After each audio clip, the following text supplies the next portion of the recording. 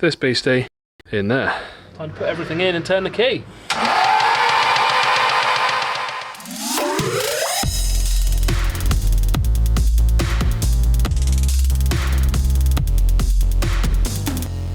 Welcome back. Sorry about the last video, I'm not going to lie, it was rubbish. However, this one should have a little bit better news. So we have one engine almost ready to go in. We're going to get the manifold on, get the turbo on, get the wastegate on. That's everything on the back side of the engine buttoned up. We're then going to spin it around and get it in the hole.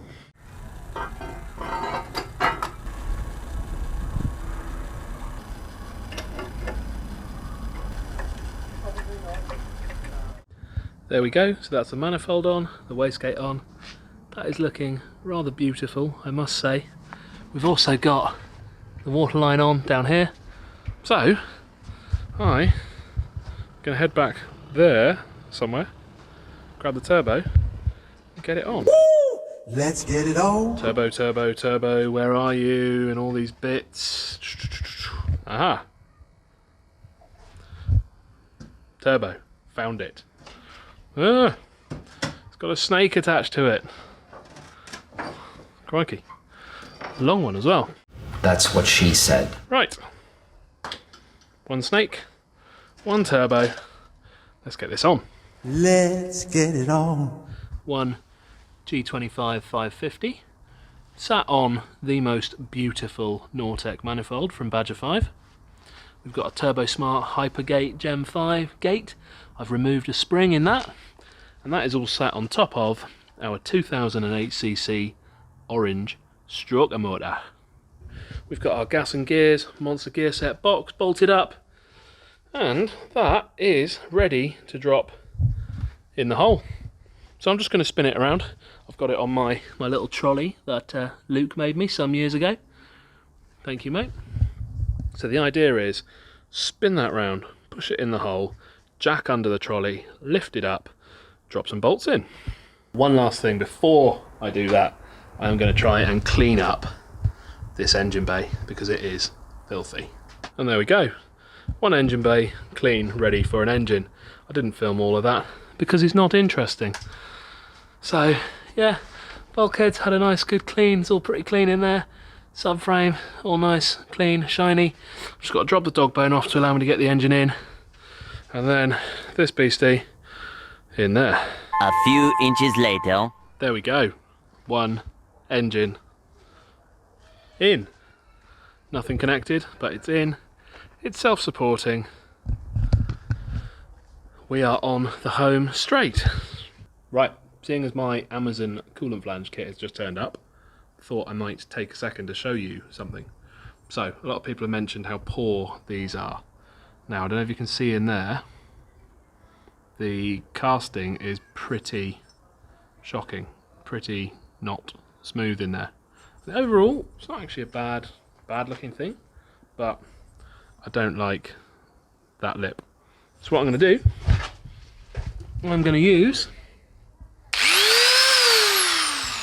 a power file and see if I can make that a little bit smoother. Right, well I wasn't going to bother, but I've done the stat housing as well. So this was actually a really, really poor casting inside here. Super smooth inside at that end, and hard to see, but also super smooth in there. So yeah, pretty happy with that. I wasn't really going to bother, but why not? It's here. So I'm going to throw that on and then carry on putting everything else on the engine. I'm going to wrap it up for the day. We will pick this up again tomorrow. It's not far off now though. Engine is in. Most of the loom is now on. I've just got to drop the inlet on, bleed the clutch up, put the front on with the rad pack, and we're not a million miles off turning the key. Well, it's about 10:15.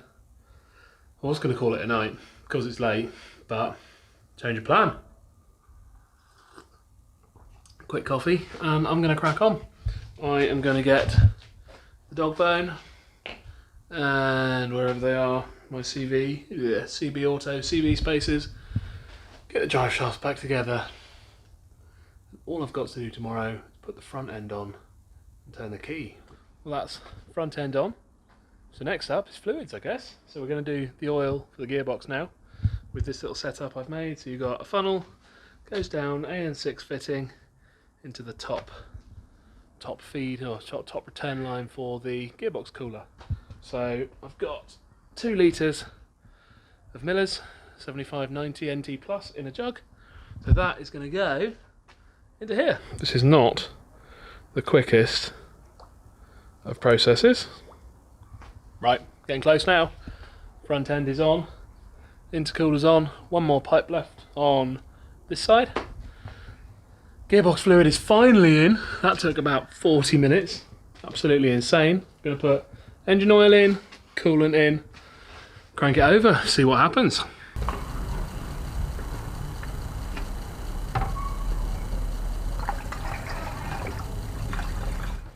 Let's put some CRO in it and turn the key.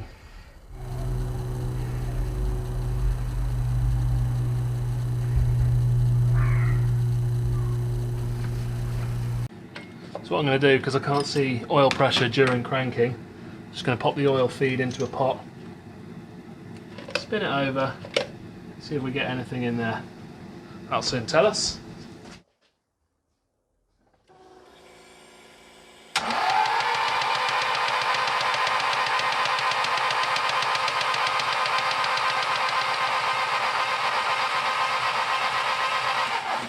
There she goes, oil pressure. Right.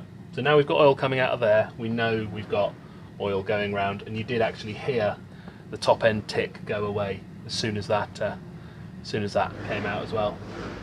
So we've definitely got oil. Time to put everything in and turn the key. Plugs in. Coils. Injectors. 1, 2, 3, 4.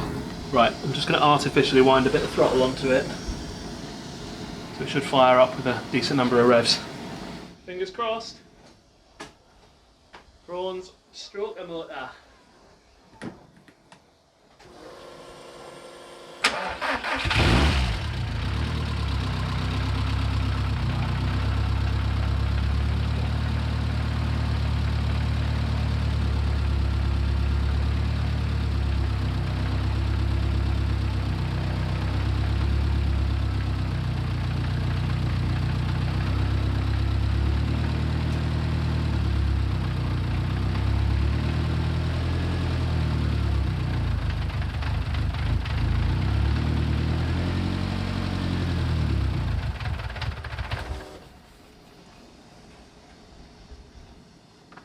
We can cope with that. Well, there's nothing leaking out underneath. It's slightly too lean on idle, which is fine. Bigger displacements, it does probably need a bit more fuel, but it runs. Right, well, I think I'm going to leave it there for that one. It's in, it runs. Next up, it's going to be first drive and starting to run it in.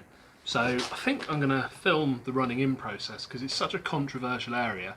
Not many people have really done much in the way of videos about it. So I'm going to film the way I run this in. If you want to check that out, come back next Friday, 6:30, same as every week. Until then, I hope you guys have liked the video. Probably ended up a fairly long one, but we've made it. We're going to be on the dyno real soon. That's going to be another video, and we're going to be racing at Silverstone on the 7th of August. Have fun, take care, like and subscribe, all the usual. I'll see you in the next one.